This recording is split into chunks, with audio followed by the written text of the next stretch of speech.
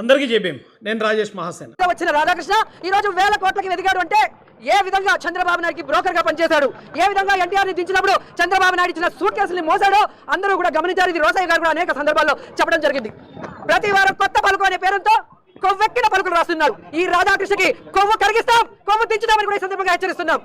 ఈ రోజు చంద్రబాబు నాయుడు అధికారంలో ఉంటే కుల గజ్జతో అహంకారంతో చంద్రబాబు నాయుడు వేసే అవినీతి బిస్కెట్ల కోసం నువ్వు వైఎస్ఆర్ కాంగ్రెస్ పార్టీ కుటుంబ సభ్యుల్ని అలాగే నాయకుల కుటుంబ సభ్యుల్ని ఇష్టం వచ్చినట్టు మాట్లాడుతుంటే చూస్తూ ఊరుకున్నారు అనుకున్నావా? ఈ రోజు నీ పత్రికల్ని, ఈ రోజు నీ ఫోటోల్ని ఎలా తగలబెట్టామో రాష్ట్రంలో ఉన్న మహిళలంతా కూడా నీ కొవ్వుని కరిగించేదానికి అదే విధంగా రెడీగా ఉన్నారని కూడా ఈ సందర్భంగా తెలియజేసుకుంటున్నారు. రాష్ట్రంలో మహిళలు ఎవరేమన్నారమ్మా బాబు? ఎందుకే నిన్నెవరేమన్నారు? నువ్వు వెళ్ళిపోయి మొత్తం అందరు కాళ్ళు దొక్కేస్తున్నావు అంట అక్కడ ఆ జనంలోని. ఇద్దరు ముగ్గురు సిమెంట్ కొట్లు వేసుకుని తిరుగుతున్నారు ఈవేళ. నిన్నెవరేమన్నారు తల్లి? ఈ రోజు రాష్ట్రంలో నువ్వు దోచుకున్న దోపిడీకి, ఈ రోజు నీకు ఇచ్చిన నీ ఆఫీసులకి, అలాగే ఏవైతే చంద్రబాబు నాయుడు ప్రతిసారి అధికారంలో వచ్చిన తర్వాత నీకు కట్టబెడుతున్నాడో వాటిని కాపాడు. అసలు ఈ టాపిక్లో చంద్రబాబు నాయుడు గారికి ఏంటంటే సంబంధం? ఇలా సంబంధం లేని విషయాలను కూడా చంద్రబాబు నాయుడు గారికి ఆపాదిస్తూ ఇవేళ్ళని అబాస్ పాలైపోతున్నారు కదా జనం. ఇప్పుడు సాధారణమైన ఒక సాధారణమైన ఓ రిక్షా దొక్కునే తమ్ముడికి కూడా అంటే ఈ టాపిక్లో అసలు చంద్రబాబు నాయుడు గారికి సంబంధం ఏంటి? ఏటీఎల్ ప్రతిదానికి చంద్రబాబు నాయుడు గారు అన్నారు. రేపు పొద్దున్న ఇంట్లో ఏమైనా జరిగినా కూడా చంద్రబాబు నాయుడు గారు అని ఎలా ఉన్నారు? వర్షం కురవపోయినా చంద్రబాబు నాయుడు గారు అని ఎలా ఉన్నారు? ఎండ కాసినా చంద్రబాబు నాయుడు గారు అని ఎలా ఉన్నారు? ఏట్రా బాబు పరిస్థితి అనుకుంటారు కదండి. ఇది ప్రతిదానికి చంద్రబాబు నాయుడు గారు ఏంటి అంటే మీరు ఒకటి గమనించాలి. ఇక్కడ చంద్రబాబు నాయుడు గారి దగ్గర, లోకేష్ గారి దగ్గర, పవన్ కళ్యాణ్ గారి దగ్గర వీళ్ళు ఎత్తి చూపించడానికి ఒక్క తప్పు కూడా కనిపించట్లేదు. కాబట్టి ఎక్కడెక్కడో ఉన్న పాయింట్లన్నీ తీసుకొచ్చి ఆ పాయింట్లను సాగుగా చూపించి చంద్రబాబు నాయుడు గారిని తిట్టడానికి ముందుకు వస్తున్నారు. అంతే కదండి దాని అర్థం. కోసమే చంద్రబాబు నాయుడు రాసిచ్చే రాతలు రాయటం, చంద్రబాబు నాయుడు రాసిచ్చే చంద్రబాబు నాయుడు గారు రాసిస్తున్నారటండి. ఇంతకన్నా నిస్సిగ్గా మాట్లాడే మాటలు ఉంటాయండి? చంద్రబాబు నాయుడు గారు ఏబిఎన్ రాధాకృష్ణ గారికి స్క్రిప్ట్ రాసిస్తే ఆ కింద ఆయన పేరు, ఆయన సంతకం పెట్టేసి ఆయన తొలిపలుకని చదివిస్తున్నాడా? ఏమో మాట్లాడుతున్నామంటే కొంచెం ఇప్పుడు అబద్ధాలు చెప్పండి, తప్పులేదు. కనీసం అది ఏమైనా నిజమంటామని అనుమానం వచ్చే అబద్ధాలు చెప్పండి అమ్మా. మీరు చెప్పిన వెంటనే మీ ముఖాల మీదే రాసి ఉంటుంది ఇది అబద్ధాలు చెప్పడానికి వచ్చింది అని. మీ నోటంటే ఏ మాట వచ్చినా చిన్న పిల్లడు 10th క్లాస్ పిల్లడు తెలిసిపోతుంది ఇది అబద్ధం అని. బేబే ఇదేం రాజకీయం ఇది? ఈ సొటేరం బ్యాచ్ ఇచ్చే ఈ ప్లాన్లతోటి మొత్తం జగన్ గారు అంతా బదనాం అయిపోయి మొత్తం పార్టీయే ఇంకా క్లోజ్ చేసుకునే పరిస్థితికి వచ్చింది జస్ట్ 5 సంవత్సరాల్లో. భూత మాటల్ని రాస్తూ విషపత్రికలాగా విషం చెబుతున్నావు. ఇది ఇంతటితో ఆపకపోతే ఖచ్చితంగా మహిళలందరం నీ కొవ్వు దించుతామని కూడా రాధాకృష్ణ హెచ్చరిస్తున్నారు. రాధాకృష్ణ కూతురికి, చంద్రబాబు నాయుడు భార్య భువనేశ్వరి గారికి, నారా లోకేష్ భార్య, అలాగే ఎవరైతే పవన్ కళ్యాణ్ భార్య, అలాగే మంత్రులు ఎమ్మెల్యేల భార్యలను హెచ్చరిస్తున్నాం. మీరు మమ్మల్ని తిట్టిస్తే మాకు తిట్టడం చేత. వాళ్ళు తిట్టిస్తున్నారటండి. ఎవరండి? రాధాకృష్ణ గారి భార్య గారట, వాళ్ళ అమ్మాయి గారట, అలాగే చంద్రబాబు నాయుడు గారి భార్య గారట, లోకేష్ గారి భార్య గారట, మంత్రుల భార్యలు అందరూ వచ్చాట ఒక కిట్టి పార్టీ పెట్టుకుని ఆ కిట్టి పార్టీలు అందరూ డిస్కస్ చేసుకుని వాళ్ళందరినీ వాళ్ళ ఆడవాళ్ళని మనం తిట్టించాలి అని చెప్పి వాళ్ళు స్క్రిప్ట్ రాసి ఆ స్క్రిప్ట్ మళ్ళీ చంద్రబాబు నాయుడు గారికి చూపిస్తే చంద్రబాబు నాయుడు గారు కూడా దానికి ఇంకా 2 మాటలు రాసి అది పట్టుకుని వెళ్ళి ఏంటమ్మా ఏంటి దరిద్రం ఏంటి? అక్కడ ఏమన్నాడు, అతను ఏమన్నాడో దాన్ని మీరు ఎలాగ ఆపాదించుకుని మీ పార్టీలో ఉన్న ఆడవాళ్ళని మీరు ఎలా కించపరుచుకుంటున్నారో చూసేవాళ్ళకి రోతగా ఉంటుంది. ఇది ప్రతిదానికి రాజకీయం చేసేసి అక్కడ ఉన్న వాళ్ళందరినీ తిట్టడానికి ఒక సాగు తెచ్చుకుని దీని కారణంగా చూపించి వాళ్ళని తిట్టేయాలంటే రోతగా కనిపిస్తుంది, నీచంగా కనిపిస్తున్నారు మీరు.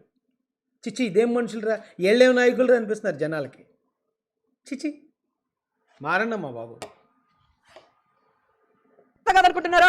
మాకు సంస్కారం అడ్డొస్తుంది కాబట్టి, చదువుకున్న వాళ్ళం, విలువలు తెలిసిన వాళ్ళం కాబట్టి ఈ రోజు మేము ఇంతవరకు మీకు హెచ్చరిస్తూ వదిలేసాం. కానీ ఇక మేము మొదలు పెడితే మీరంతా బయటకు కూడా అడుగు పెట్టలేక సిగ్గుతో చచ్చిపోతారని కూడా ఈ సందర్భంగా తెలియజేసుకుంటున్నా. ఇంకొకసారి మరి అక్కడ మొదలు పెట్టలేకపోయి ఏపీలో ఎందుకు మరి హైదరాబాద్ వెళ్ళి మొదలుపెట్టు? ఎవరు బయటకు రాకుండా ఇంటికే పరిమితం అవుతారు చూద్దాం కదా. ఆంధ్రాలో నుంచి వెళ్ళిపోయావా? ఆంధ్రాలో వాగలేకపోయి మాటలన్నీ ఏంటమ్మా ఇది? ఎలా 4 బయలుదేరారు. ఇదే టాపిక్ వైసీపీ లీడర్స్ అని వేస్తారు. రోజా గారిని, అలాగే కొడాలి నానిని, సూడి జాడగాడిని అండ్ అనిల్, వీళ్ళ ముగ్గురు వైసీపీ నాయకులు. మరి వీడెప్పుడు వైసీపీలో జాయిన్ అయ్యాడు నాకు తెలియదు. వీడికి ఏదో పార్టీ ఉందని చెప్పి పార్టీ ముసుగులో తిరుగుతాడు వీడు. వీళ్ళు ఏమన్నారు ఒకసారి వీళ్ళ మాటలు కూడా వినండి. మావిగన్ మీరు అమరావతిని ఎలా దోచుకుంటున్నారో నాకు తెలుసు, నేను వస్తా. అమరావతి కరెక్టా, మావిగన్ కరెక్టా, పబ్లిక్ పరిస్థితి ఎట్లా ఉంది, ఇది ప్రపోజల్ కరెక్టా కాదా అనే దాని మీద వీడు వచ్చాడు. ఇప్పుడు పౌడర్ రాసుకుని పౌడర్ పోయినట్టుందండి, మంచి చెమట పట్టేసింది కదా, పౌడర్ పోయింది, ముఖం తెలిసిపోతుంది. ఇది ఏంటంటే ఇప్పుడు మావిగన్కి సపోర్ట్ చేస్తాడంటండి. మావిగన్కి కట్ చేస్తే ఈ వీడియో ఒకసారి చూడండి. అమరావతి రైతులకు మద్దతుగా పాదయాత్రకు బయలుదేరిన జైభీం పార్టీ వ్యవస్థాపక అధ్యక్షులు జడ శ్రవణ్ కుమార్ ను పోలీసులు అదుపులోకి తీసుకున్నారు. హోటల్ నుంచి బయటకు రాగానే పాదయాత్రకు అనుమతి లేదంటూ జడ శ్రవణ్ ను పోలీసులు అరెస్టు చేశారు. ఇడు ఈ పనోడండి, వాళ్ళు ఏం పెళ్ళలేదండి అమరావతి రైతుల ఉద్యమానికి, కానీ ఈడే ఆ సూట్ వేసేసుకుని మెట్ట మధ్యాహ్నం ఎండలో కూడా సూట్ వేసి తిరుగుతాడండి బాబు. వీడు ఆ ఎండలో ఆడు సూట్ వేసుకున్న వీడియో చూస్తుంటే మాకు చెమటలు వచ్చేస్తుంటే ఏసీలో కూర్చున్నాను. ఆ ఎండలో ఆ సూట్ వేసుకుని నేను ఈవేళ అమరావతి రాజధానికి మద్దతు, రైతులకు మద్దతు, నేను వెళ్ళిపోతున్నాను చూడని చెప్పి వస్తే జగన్మోహన్ రెడ్డి కుక్కని ఇంట్లో పెట్టేసి తలిపేసేస్తారు చూడండి, అలాగే వేస్తాడు ఇండి.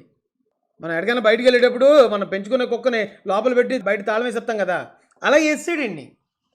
ఎక్కడికి వెళ్తారు అబ్బాయి, నీకు అంత సినిమా లేదురా, ఎవడరా నువ్వు ఎందుకని అక్కడ అమరావతి కట్టను నేనంటే, లేదు అమరావతి కట్టాలి, నేను వెళ్ళిపోయి అక్కడ ఆమరణ నిరాహార చేస్తానంటే కుక్కను తలిపేసి తాళం వేసినట్టు తాళం వేస్తాడండి. ఇటు పైకి నేను వెనకాతల ఆ ఉద్యోగం చేశాను, ఈ ఉద్యోగం చేశాను చాలా చెప్తాడు, కానీ అలాంటి వాడు ఈవేళ వచ్చి అమరావతి కాదు మావిగానే కరెక్ట్ అంటున్నాడు. కారణం ఏముందంటే ఏమీ లేదు, జస్ట్ మనీ మ్యాటర్ దగ్గర తేడా వచ్చింది అంతే.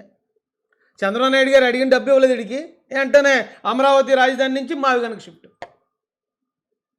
ఇప్పుడు వాడు ఎవడో అన్నాడు వచ్చి ఏదో రాజకీయ వ్యభిచారని, ఇది అదే కదా.